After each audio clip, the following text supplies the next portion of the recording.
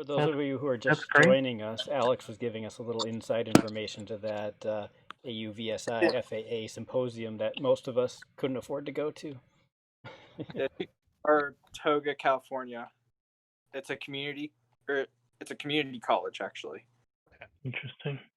So they were working with DRL to implement a drone program there. So. Okay, good. That's helpful. Then they talked a little bit about drone usage between different countries, such as and working with other countries to make a more standardized rulemaking system. There's a little bit of talk about flying over borders like U.S. and Canada. That one, I think they talked about a little bit, and making that easier so a U.S. pilot can go to Canada and vice versa. Mm-hmm.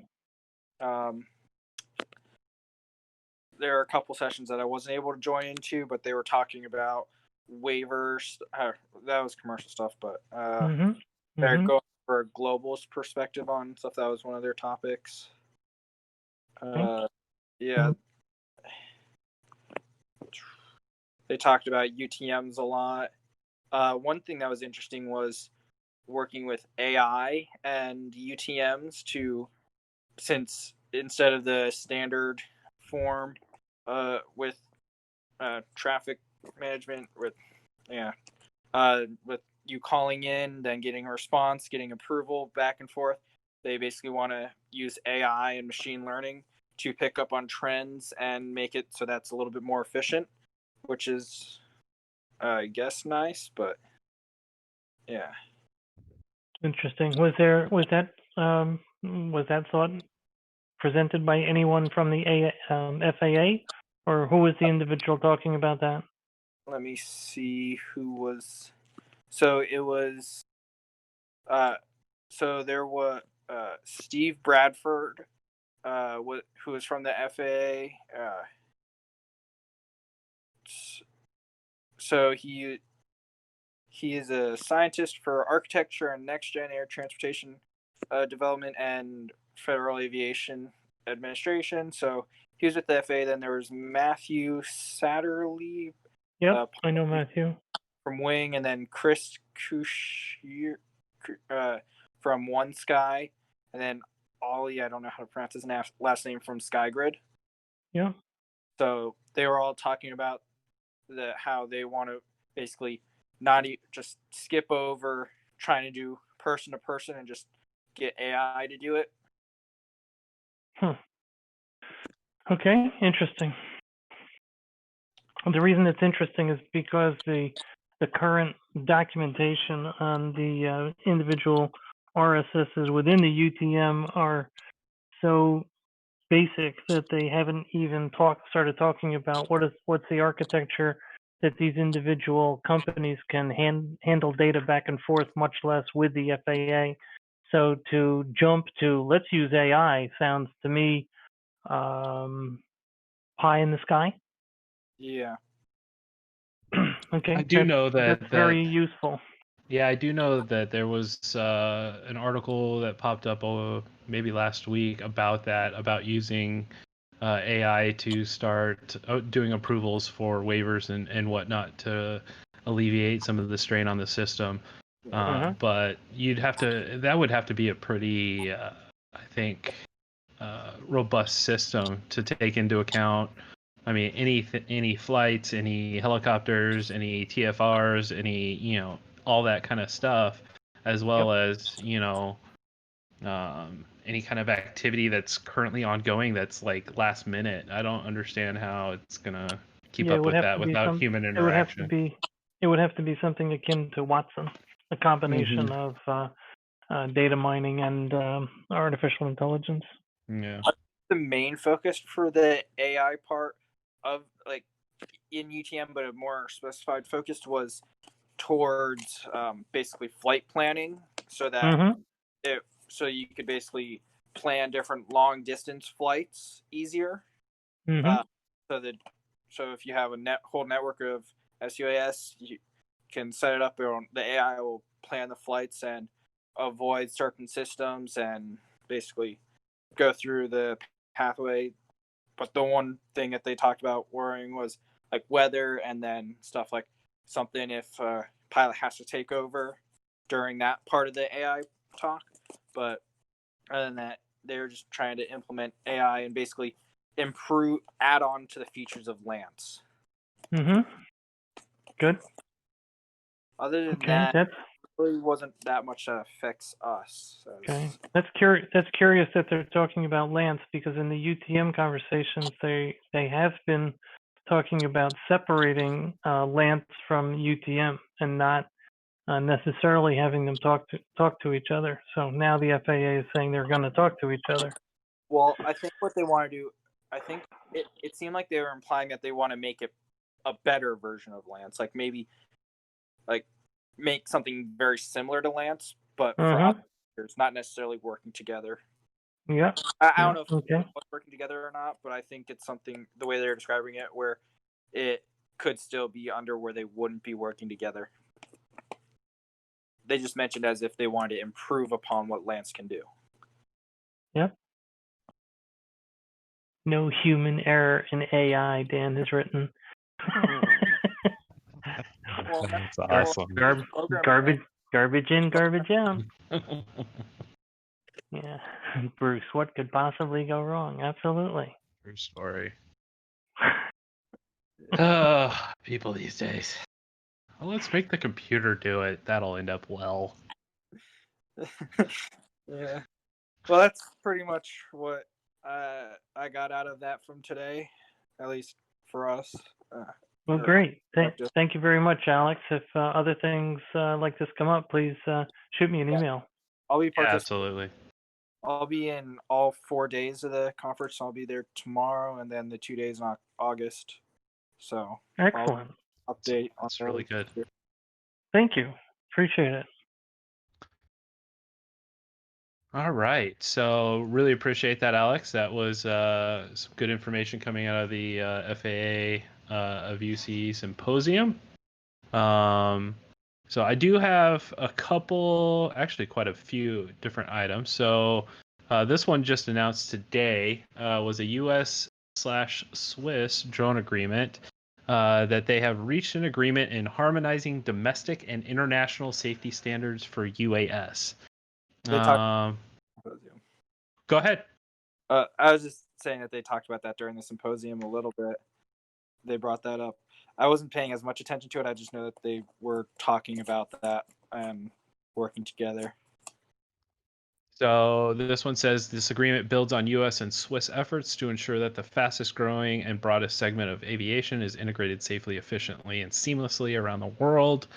So we're seeing a lot of the stuff that we've kind of talked about in the past where, if it happens in the United States, it's going to slowly start to filter out to the rest of the world. What puzzles me on that one, Josh, is there any mention of the European Union standards that are already starting to pick an individual country seems puzzling, as opposed to one of the 27 member states of the EU.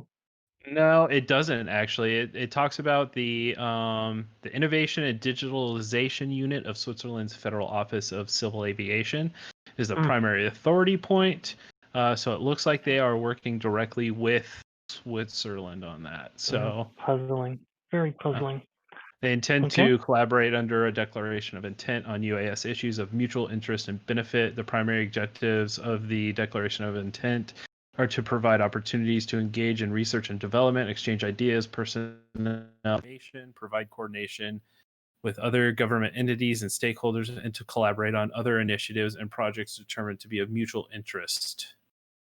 It's a very short article. I've read a couple of these. I was wondering about that, Bruce, if Switzerland was part of the EU. They've always been kind of independent. So Bruce down below saying Switzerland is not part of the EU. So that might be why. That could be why. So there's that. This is actually some interesting news. This is the first I heard about this, although it just came out yesterday. So Liftoff, the drone racing simulator, we've known for a little bit that it's working on coming to PlayStation and Xbox. The more that we can get simulators out there to the general public, I think the more interest we're going to have in drones. And, I think simulators are a great way to practice before you even get on board. I did a little bit of simulators when I was first starting. I think the only simulator out when I was first starting was Freerider, and it was basic back then. But Liftoff is coming to Xbox and PlayStation 4, and they are rolling out a new campaign mode that will go through the history of FPV. So it starts back in, yeah, it does. So it starts back in 2015 at the very beginning of the fascination of drone racing, as players take in iconic moments of the FPV racing history, found in Paris or Hanover. From there, you'll get the opportunity to make yourself a name with small races and begin to climb the leaderboard challenge by challenge. I also started with FPV Freerider and following Joshua Bardwell's tutorials on how to fly, and I think that was a great way to start. He did a great job of explaining just how to make turns and do simple things. So yeah, always recommend people starting a simulator. Yeah, between that and the Hubsan, the little like $30 Hubsan that I got off Amazon, that's how I started. So, and I do know that obviously DCL is also on Xbox and PlayStation, and I believe that they did figure out a way to get your transmitters to work with the PlayStation and the Xbox. So if you don't have a fancy enough computer to run some of these sims, you can get them on your PlayStation and Xbox. So I think that's pretty cool. Really neat to see that coming to consoles. Dave, probably not so much of interest to you, but I don't know if you have a PlayStation or an Xbox. I don't. But we do have a rather large PC with a big NVIDIA. There you go. But I think I agree with you. I think it's really important. Anything that we can do to expand the reach is a good thing. Yeah, I haven't tried Velocidrone. I've been on Liftoff, I've been on DRL, I've been on Freerider. I haven't tried DCL yet. I haven't tried Velocidrone, but any one of them, I know everybody's got their preference, but any one of them is a great way to get some practice in and get kind of started in the hobby.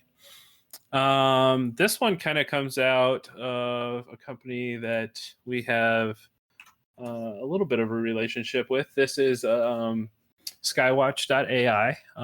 This is who we do recommend if you do need drone insurance for a flight, or for a month, or for longer periods of time. You can get them through here. The cool thing is you can get on the spot insurance right before your flight if you feel like you need it.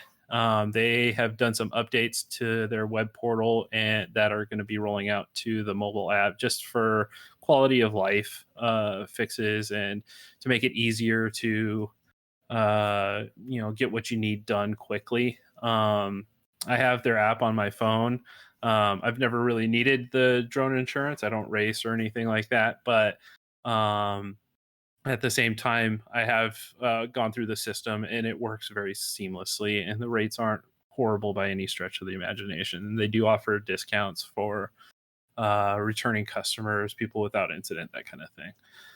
It will pair if you do fly DJI. It pairs with your DJI, and they can give you even bigger cuts on the insurance if you're passing on some of your telemetry that shows how you're flying and whatnot. So, but pretty good company that will insure recreational. So, and I should mention also that with Skywatch, there is no financial arrangement between Skywatch and Correct. FPVFC. Josh and I just did the research on a myriad of insurance companies that provide commercial insurance, and very few provided insurance to recreational and racing.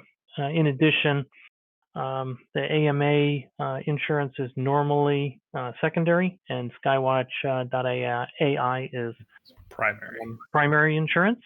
Yep. So this is it's something that we did a fair amount of research on, recommend it, and it's just part of what we do as FPVFC. No compensation back to. No. And we're not brokering it. We're not offering the policies, but we're just pointing folks to Skywatch AI. If you need it, it's there. Yep. All right. So this one comes out of California. The Chula Vista Police Department is the first in the nation to receive FAA approval to fly beyond visual line of sight. They have partnered with Skydio for their drones, and they can be kept in the back of a police officer's vehicle, just in the trunk, and they can deploy obviously pretty quickly. We all know how quickly a drone deploys. So they say traditionally drone pilots must use a trained spotter who can see drone at all times. The Skydio drones do not replace the department's existing. Hang on, let me back up. I found myself at the east end of a pursuit with several subjects running away from a vehicle. I was able to get the drone up in the air pretty quickly and 8 officers in the search. So I'm wondering, it says traditionally drone pilots must use a trained spotter, but I'm not seeing anywhere where it says they don't have to use a spotter, but I'm wondering if they got an exception to not require a spotter. That would be interesting. Well, if it's beyond visual line of sight, that would probably negate the need for a spotter. But it's really curious that they got that waiver. I heard a little bit about this in one of the subgroups for the symposium, and so I think what they said was that it allows that they still need a spotter, but they don't really. They still need a spotter, but they don't have to. But it's not controlled direct, or it's not. Yeah, but then they call someone up to control it, basically. So it's controlled more remotely. Oh, that's interesting. I think that's what I heard, or maybe that's something that was being planned. There was talk between that and this. I might be mixing the two up, but I think that they're still using a spotter, like the officer's acting as a spotter for the aircraft. However, the aircraft's being controlled from a remote location. Central location. Interesting. I think that there was some talk about that in one of the subgroups I was looking at. So it says all the drones are only used to respond to calls or in an emergency. They do not patrol the city. Well, obviously, we don't have batteries long enough to do that. And then there's a link that says every flight is logged here. So it looks like they're logging their flight and making it public information. So spotters are essential to all FPV flight. Instant fatalities result if you don't have a spotter. Yes, absolutely. And by absolutely, I mean, yes, we know you're joking. The spotter is something we've tried to push. I think maybe eventually we'll get to that point as trust in the technology and maybe down the road further education. I'm not sure, but I would definitely, like every FPV pilot out there, I'd like to see spotters not required, but nearly finished my educational video on spotters, and FPV needs spotters, so do pilots. I saw the beginnings of that, Bruce, and we talked about that a lot, especially around the time that we were talking about the remote ID response, about how the situational awareness inside of a cockpit is much less than the situational awareness inside an FPV drone, and being able to flip on a dime, see behind you, whereas you'd be looking at bulkhead on the backside of an airplane. So definitely understand where you're coming from with that video. And so, all right. So this one was interesting. This is out of Israel. There is a lot, in case anybody doesn't know, Israel is doing a lot of drone innovation.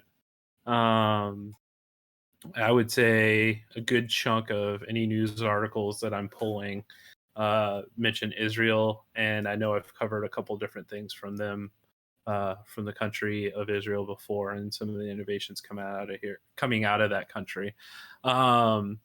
So they are using simulated drone flights, basically AI, to be able to track where the operator is without remote ID.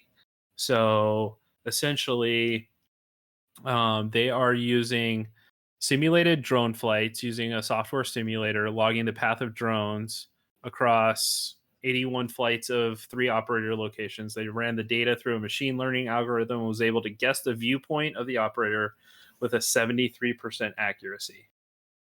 They're basically putting a pilot somewhere in a location and determining, based on that location, how the drone flies to get to the location where somebody has spotted that drone. And they're calling it kind of drone watching. So the drone watching technique could be paired with radio frequency scanning techniques to further increase the accuracy. They're basically using the machine learning or neural networks to identify the command patterns of the operator. And they could use that information to obstruct the line of sight of the drone from the operator, or find the operator and deal with them as necessary. So I thought that was kind of interesting. A different use of AI as opposed to what we were talking about earlier, where automating Lance activities and waivers and that kind of thing. But that poor AI, when they see some FPV pilots doing figure eights around trees, they're going to be so confused. They really are. But in the case of, in the case of Israel, I'm sure a lot of this is going to definitely center around the IDF, security and safety. The Israeli Defense Force, absolutely. Yeah, so military issues. So and dealing with possible weaponization of UAS. So definitely an interesting concept that they're able, without remote ID, to be able to predict where the operator would be based on the drone's current location and flight path. So the one thing I am getting kind of irritated at is the constant reference to Gatwick. I would say probably 3 different articles that I was looking at today talk about Gatwick and how drones were flying close over there.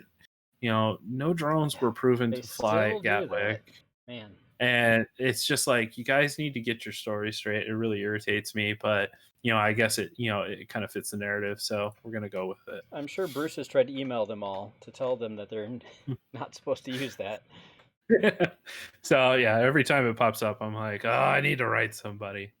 But all right.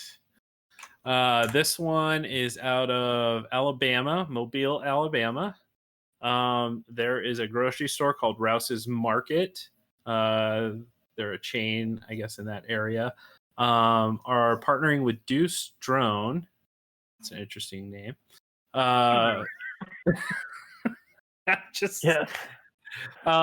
To do drone delivery. So they're expecting to be able to get groceries to customers in 30 minutes or less. I'd like to know exactly how much they're planning on carrying on those drones, but hey, Deuce Drone will also be doing a test flight for Buffalo Wild Wings. So there you go. There's that. Yeah, I don't know that I named my company Deuce Drone, but hey, we'll go with it. Well, they are dropping off packages, so. Right. Oh, no, you went there. Oh, that's awesome. All right, and facepalm. Yes, thank you. I appreciate you putting that emoji in there.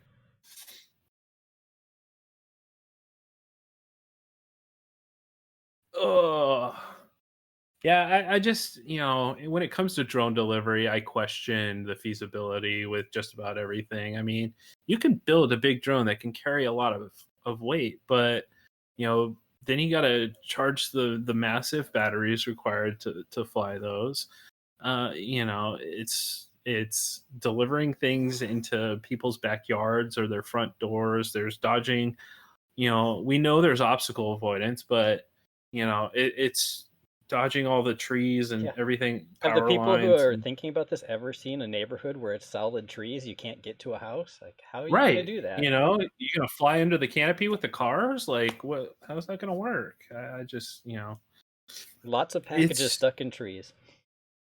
birds wire. Yeah, it just doesn't make sense to me. It hasn't made sense since the first person mentioned it. But everybody's got a dream, so we're gonna dream about Power loop it. I love it. it. There you go. Yeah, I think Thanks, man. I think what we'll find is niche markets. Yeah, I mean, I can imagine like very small item,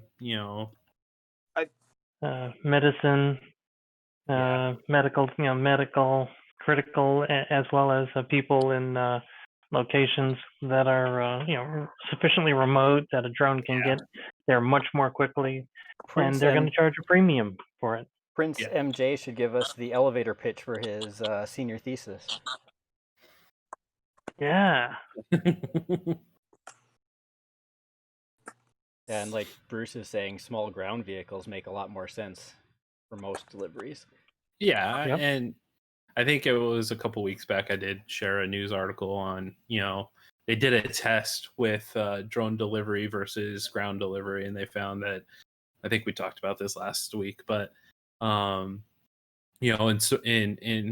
in urban areas where population is fairly compacted, it made much more sense for ground based, but for rural deliveries it made a little more sense. And there are vaccines being delivered via fixed wing aircraft and stuff like that absolutely makes sense, but delivering everybody's groceries or their Amazon packages or all that kind of stuff, it's silly. I mean, Amazon can't even, they use a coffin sized box to put a book in.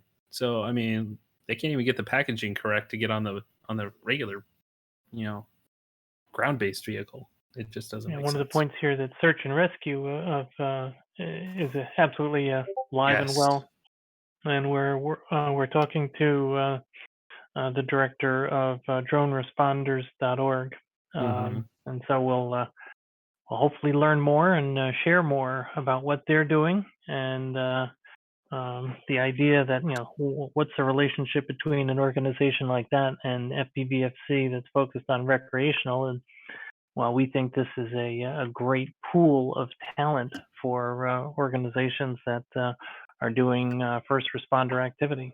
Yeah, and not just in the mountains, EB. It would be anywhere. You've got, let's say, something like a hurricane, and you've got flooding. That's a perfect time to get drones spread out in every direction, looking for survivors and people who need help, and earthquakes and down buildings where we can fit a drone in a tight space. That kind of stuff absolutely makes sense. But it's just, drone delivery is just kind of out there. All right. So this one comes from Drone Life. This is interesting article on a possible, not confirmed, could be maybe interaction between a UAS and a helicopter. So basically, we don't know if a drone hit it. The NTSB is saying that it could be maybe a drone that hit it. No drone was found. No drone parts were found. No drone was seen. They are not, the pilot originally thought that it was a bird strike. He did make a precautionary landing. It did strike the boom between the actual aircraft and the tail rotor. Did put a decent sized dent, they say. There's no pictures in the article about it, but Where was this located, Josh?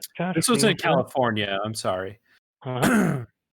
This was in Los Angeles. A news helicopter was flying in Class G airspace above 400 feet in altitude under VFR rules when they heard a loud noise. Originally, the helicopter thought the noise indicated a bird strike. Following safety protocols, the pilot made a precautionary landing. Examination showed a small dent in the horizontal stabilizer, damage that the NTSB categorized as minor. All available as they're saying, although no drone was located, preventing complete certainty, all the available evidence was consistent with a collision with a small UAS. So I don't know how you draw that distinction, but hey, there it is.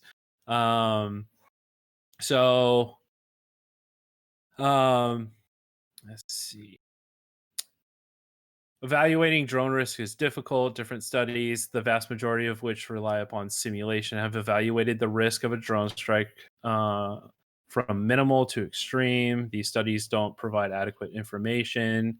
In fact, the only data we do have results on are the rare occurrences when drones actually do collide with manned aircraft, and that none has yet to show serious damage. This was interesting. Paul Rossi of 910 Drones, North Carolina-based drone training and services company. He has a military background in aviation maintenance, and as an unmanned pilot, he's focused on safety. He says that in his experience, commercial off-the-shelf drones just don't have the size or weight to cause catastrophic damage to a manned aircraft. As systems become more complex and larger drones become more common, the situation may change, but the current commonly used aircraft aren't likely to down a manned aircraft. According to this, pilots, manufacturers, and regulators around the world agree with him, but it's hard to prove. So definitely an interesting article about the possibility of a drone strike, but I'm wondering how they're coming to the conclusion that it was. So let me catch up on some of the comments here. Drone delivery, fatalities. Yeah, no fatalities is definitely very important note. It could have been a piece of space rock. Absolutely. You know, it could be that dust thrown off by SpaceX or something. Or people have been hospitalized by falling space rock, then I would probably tend to agree with that. Fake news. All SUS must be registered. If it had been a drone, they could use the registration. Yeah. Of course. That microlight incident in New Zealand, it was a drone, but it turned out to be bad maintenance. Yeah. So, you know, definitely interesting articles there. So the other thing I wanted to touch on, and I don't know if y'all saw it, but up above, let me grab the link real quick. Dan posted a video of a fireside chat, and this had Jay Merkel and Sean Cassidy. Jay Merkel, if you don't know who he is the head of what's his official job title? Executive Director of the FAA UAS Integration Office. Thank you. So he's the head honcho at the FAA for UAS. And Sean Cassidy is an Amazon exec who is also the head of UAST, the UAS safety team. Yep. So,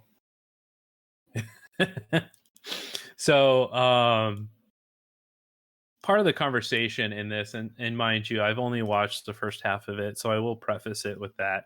But Jay Merkel makes a couple of comments in here. One about remote ID, and he's been very quiet on what's happening with remote ID. And at the same time, though, within this, he makes some pretty telling information that kind of stood out to me. So in here, he talks about how, you know, once remote ID gets resolved by the end of, and they're looking towards the end of 2020, December 2020, to finalize this and start implementing it. He does make the point that all UAS, after they implement this, that all UAS manufactured in the United States will have a remote ID. So that's pretty telling for the fact that a lot of the comments that posted were regarding this very scenario, and it doesn't seem like they've budged on it. Again, they haven't released the final rule, so I can't quote that for fact, but they also haven't released, you know, what form of remote ID is going to be in place, if it's going to be broadcast or if it's going to be internet based. So it's pretty interesting. And then he goes on to further talk about how drones will need to be certified, but he doesn't specify or he doesn't specify about the certification process. I'm sorry. let me get that straight. The other thing that kind of irritated me was that they were talking about getting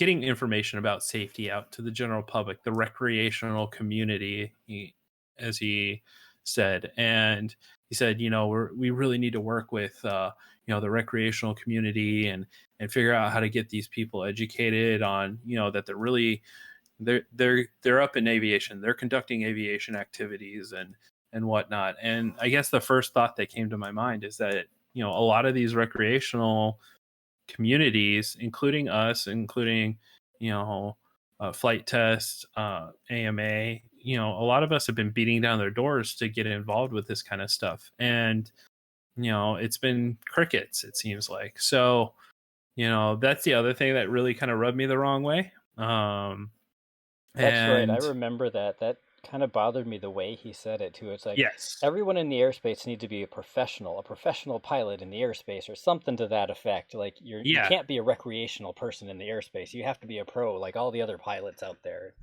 who are risking their lives to be in the air. Yeah, and it just really drove me crazy. Just sort of give you some insight into what he's thinking about recreational pilots.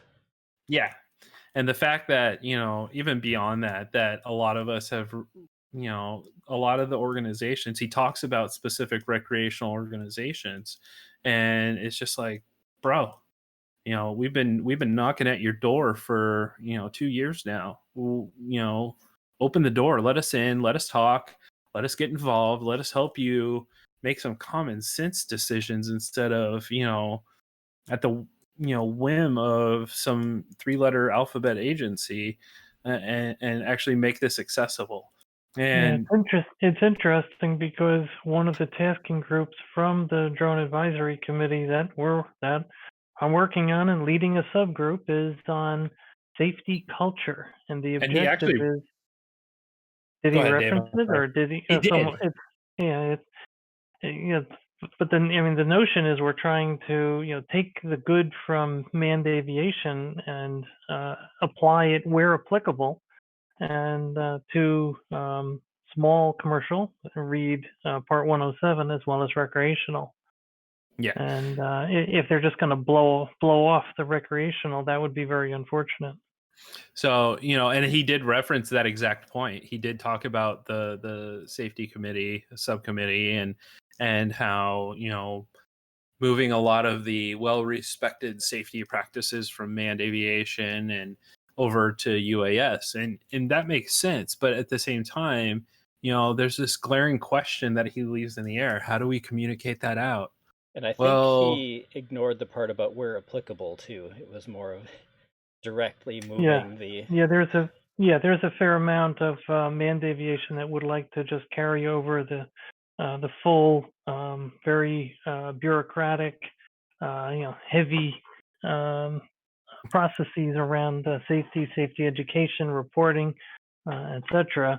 over to UAS, and we have gained agreement in the 6 tenets that we put forward as the umbrella statement that the regulations and the safety culture need to be proportionate to the risks. And so we've spent a lot of time on this over this target, describing that we're at a different baseline than manned aviation when manned aviation started formally working on safety culture, safety processes. And we still have a 0 fatality record, and interestingly, we have a community that appears to be interested in operating safely, and so that's what the survey that I created bears out, both recreational as well as small commercial, right? 107 based commercial. Yeah. So not cargo, not delivery. All right. Didn't look into those. So, I guess the point I'm trying to make is that, he's looking for a problem, or he has a problem and he's looking for a solution when the solution has been beating down his door. And that's really frustrating, I think, for me to see. So, just putting that out there that, there needs to be a more open dialogue between the FAA and the recreational organizations and the recreational community as a whole. Just last week for the 4th of July, the FAA put out a Facebook post. I don't know if many of you saw it, but it basically said if you're going to the park, if you're going to see fireworks, or if you're going, I think it was if you're going to a park or a public space, or to spend time with family, leave the drone at home. Well, no, that's not accurate. And they in the post they espouse like safety issues. Well, no, you're literally creating a misinformation campaign where there's none to be had. A park is a perfect place to fly a drone. A family gathering is a perfect place to fly a drone, assuming you have the space and everybody's okay with it. It just absolutely made no sense. Really, So, I think putting out cautions like don't fly near forest fires. That's Yeah. sensible. But Perfect. don't fly in parks. Leave your drone at home. Give me a break. Yeah, it absolutely makes no sense. And by doing that, depending on and again, it was on the FAA drone zone Facebook group that put it out. Generally, I would Right. say that most of the public is not subscribed to that, but people who might know people who are subscribed to that, it's literally generating fear around drones, and it's just Yeah. it's not necessary. And we agree this would not be over people. Right. But flying at night is legit for recreational in the United States. So anyway, just wanted to throw that out there. So get that off my chest. My frustration is now released, and now y'all can be frustrated by it. So let me catch up on some of the comments here. Yes, all SUAS will have remote ID, just like they all have registration now, which solves the problem with hitting manned helicopters. Yeah, sure does. Let's see. How about addressing the culture of entitlement that we're seeing in respect to commercial users of the sub 400 foot airspace? You want to expand on that, Bruce? Is the mic working? It is. Oh, okay. Yeah, no. I mean, these guys have wandered in and said, well, this is our airspace now. We're going to use it for commercial purposes. And to hell with the people who've been using it for decades for recreational purposes. Is that they just feel are entitled to wade in and use this airspace to the exclusion of all others. And I think that's something that needs to be addressed. There are prior rights. We've been using this space for so long. They're not learning anything from us. They're not listening to us. They're just kicking us out the door. So that's something that I think needs to be addressed. And also, as far as culture or safety culture goes, just compare the fatalities from the hobby versus the manned aviation community. Right. And yes, the risk is lower with the hobby, but still some of it has to be a safety culture. And a safety culture that produces 0 deaths, regardless of the risk, is always going to be better than one that produces hundreds of deaths a year. So they're dismissing everything they could learn from our side of the ledger and believing that theirs is the only one that counts, the only one that matters. And that's highly apparent when you look at the levels of representation we're getting at these meetings. Yeah. So, speaking of that, I mean, commercial, I think what Bruce is referencing more so is corporate commercial use. So this would be your delivery drones and your inspection drones and that kind of thing. I would say that the small commercial industry is very cognizant of what's happening in the recreational space and very keen to work together. At least our interactions with the small, these are your independent operators essentially, and most of those guys are a great group of people. They're very knowledgeable. They're fantastic at what they do, and they use the equipment fantastically. But the large corporate groups looking to move into the space are it's very difficult to kind of side with them because they're, like Bruce said, they haven't really interacted much with the recreational side and gotten our insight and understood what we're doing and what they're doing and how we can work together as opposed to just dominating the airspace. So I agree with that. 0 deaths. Insects don't stand a chance with FPV in the sky. Yeah, I've taken a few out myself. Local city deemed COVID too dangerous to celebrate. Yeah, most of that happened here too. But we had tons of fireworks going off in my community. And did you guys see all the fireworks over LA? That was amazing. But not over people in the dark. Yeah, you don't want to be over people. But recreational can fly at night. That's a very common misconception. Part 107 cannot, but recreational can fly at night. See, you forget that the FAA commercial crowd, a drone. Yeah. Is a 26 octocopter being operated. Yeah. So, I mean, yeah, that's a big difference. So, but yeah. Anyway, that's about all I had today. Any questions, comments, concerns, ideas, anything that anybody wants to express? Alex, did you come up with anything else from the FAA symposium? No. I'll see what there's tomorrow, and then I'll see what goes on in August, and I'll let you guys know. Absolutely. Well, feel free to bring that information to our next meeting too, and we'll give you some time to talk about it. It'd be awesome. All right. Definitely. So, anybody else have any comments? Dave, you got anything for us? Just a thank you for participation in the survey I put out. We got great response from the FPVFC group. About pretty much, I think it was about half the number of total respondents from Rotor Riot, which has a Facebook group with 33,400. And combined on the recreational side, we had more respondents than we did across 10 separate commercial sites, Facebook groups, and doing the same survey. So the survey I did, 5 or 6 questions. We're using that in the Safety Culture Drone Advisory Committee Safety Culture subgroup. So that's good work, and the results are good. And as I have learned, it's always good to try to get some primary research and not base an opinion on your own view, but rather try to do the research. And there were a number of surprises. One of the surprises I had was that there was a significant interest in, so what would you like to see as an augmentation to the erstwhile UAS recreational knowledge exam? What sort of information would you like to see from the FAA?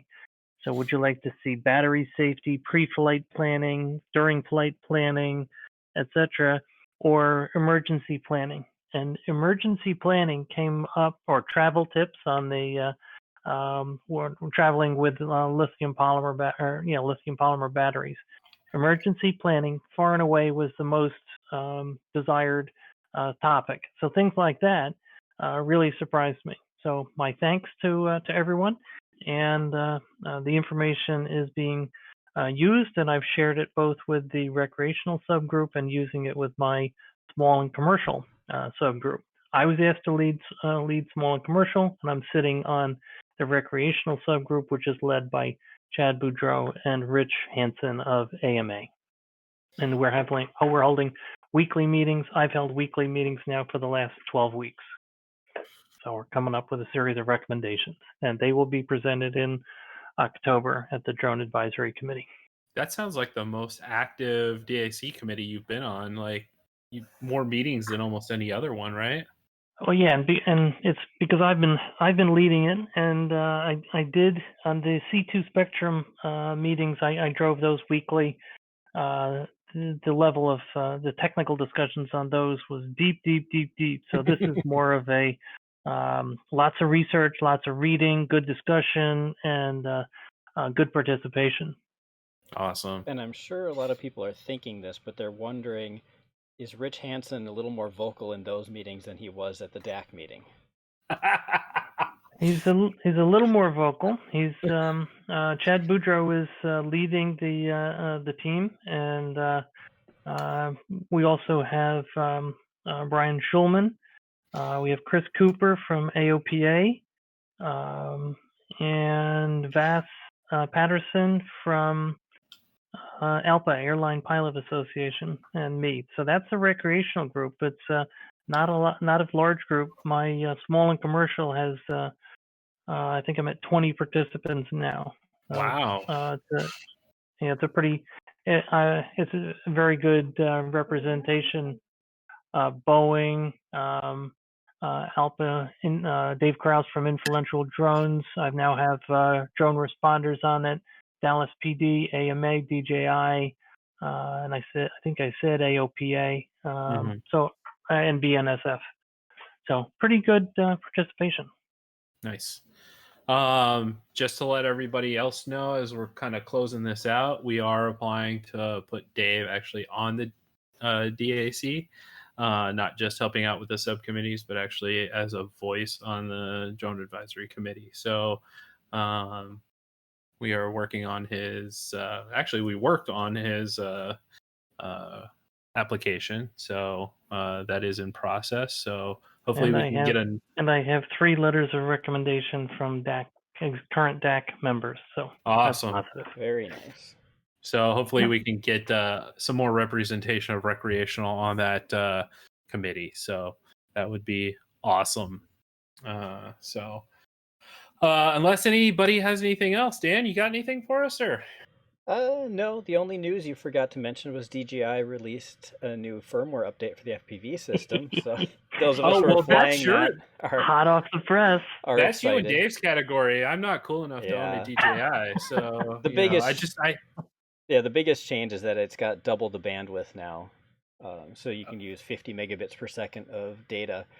But that means it uses twice the FPV 5.8 gigahertz frequency. So you can only get 3 people in the air, and you trump on double the frequency. So people have to be careful. So is that getting you better video in your goggles by doing that? Yeah, so there's more data flowing to your goggles. So better really resolution. You just don't get the blockiness as much. You know, if you're flying around a lot of trees, you see the trees better with less compression artifacts and stuff like that.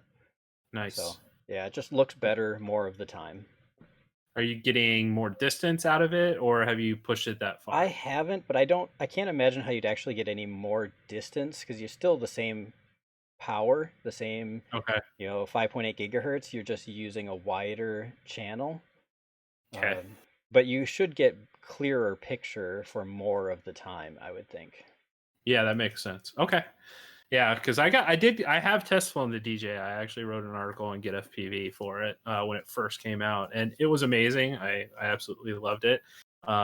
Just can't afford it. So there's that, and I'm still using, in case anybody is wondering, I'm still using my Fat Shark HD2s. So they are now at this point probably 4 or 5 years old. Definitely getting your money's worth. Hey, they're still working. I am using a Tango, or not a Tango, what is it? The TBS, the receiver in it. The Fusion. Yeah. Thank you. Nano? No, the Fusion. Yeah, I'm using the Fusion module. I don't have a rapid fire, but I am using the Fusion, and that's working really well. Did you get the Fusion update board? I did, yeah. Okay. I know some people were waiting a long time to get that. No, when it first came out, I ordered it, and I think I got it in like 2 or 3 weeks. Okay. So it wasn't horrible. But it's an easy swap out. It's literally peel up. It's just you separate the 2 boards that are there and plug the new one in. So not a big deal. But yeah, so still using my HD2s though. I really do like the HD2s. But yeah, it's probably going to be time for an upgrade, in the somewhat near future. But yeah, so at any rate, I will bid you all a good evening, and please stay safe out there, stay healthy, very important, and hopefully your summer is bringing you lots of flight time. And yeah, be safe out there, and have a good night. You too.